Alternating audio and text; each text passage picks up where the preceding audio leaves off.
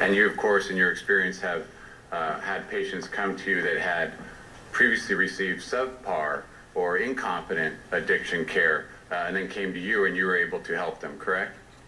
Your words, sir, not mine. I'm sorry, are you going to? I have no answer. I think I never made such statement. I didn't ask you if you made that statement. I'm asking you a question. No, you're actually putting the words in my mouth. Would you, Your Honor, would the court rephrase instruct the witness to answer the question? Thank you. Cross-examination is, in essence, putting words in your mouth which you can either accept or reject. I reject. Okay.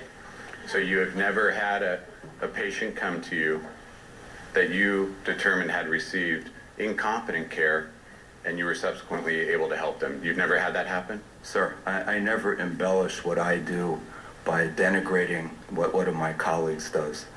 Addiction treatment, casting dispersion at prior treatment, it's not necessary.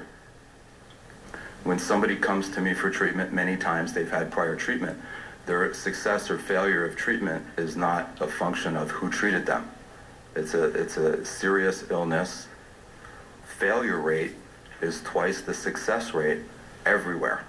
So no, it's not a function of who treated them. That plays no role?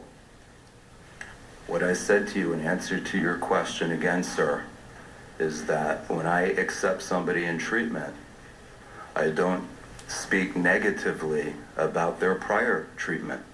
I didn't ask you. Or, yes, you did, or the treatment providers. Okay. Mr. Waldman, have you ever had someone, Dr. Waldman, have you ever had someone come to you and you had an opportunity to review their prior care? Have you ever had that happen? What do you mean by review their prior care? However you want to interpret it. You're asking the question, sir. If you ask me a specific Your Honor, will the question. court instruct the witness to answer the very simple question? Are you able to, or do you want it re-asked? I would like it re-asked, please. Mr. Walgren? Have you ever, by any means, whatever you want to put into your answer, have you ever had a patient come to you where you evaluated, by whatever means you want to say, Dr. Waldman, where you've evaluated their prior care as it relates to addiction medicine? Yes. Okay. And have you ever had a situation where you did such an evaluation and determined that they did not receive proper care as it relates to addiction medicine? Yes. There. Thank you.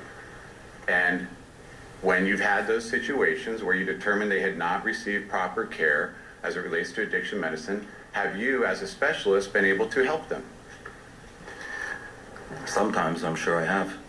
Thank you. And one of the reasons for that is because you have decades of experience in this field, correct? 23 years and more than 25,000 hours. Is that correct? Yes. Thank you.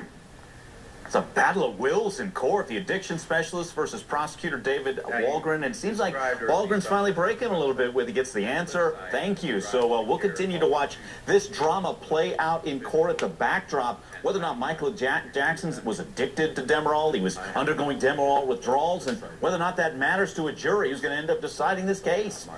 Back to court in a moment. Stay with us. Back to the witness, Your Honor. Mrs. Theodoro?